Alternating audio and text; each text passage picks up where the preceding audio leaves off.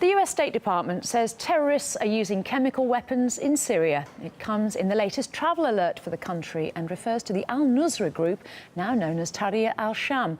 Russia's defense ministry says it's the first admission of its sort after years of allegations that only the Assad government carries out chemical attacks in Syria.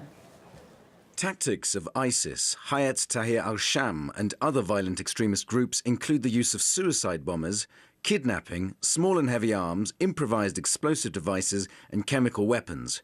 They have targeted major city centres in Damascus, Aleppo, Hama, Dara, Homs, Idlib and Deir ez-Zor provinces. According to the Russian army spokesperson, what is in that document is the first ever official indication by Washington that Hayat Tahrir al-Sham, the rebranded version of Jabhat Al-Nusra, is not only in possession of chemical weapons, but it actually uses chemical weapons. It is part of their regular tactics. In that travel warning, the U.S. State Department is referring to the activities of Nusra in the Idlib province. And according to the Russian spokesperson, one of the deadliest chemical attacks that grabbed most international attention recently happened in that very province. That was, of course, back in April this year. And back then, the American government was absolutely sure that it was Damascus to blame for that attack.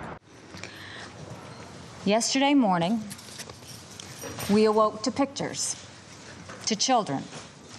Beautiful little babies Being carried in the arms of desperate parents. These heinous actions by the Assad regime cannot be tolerated.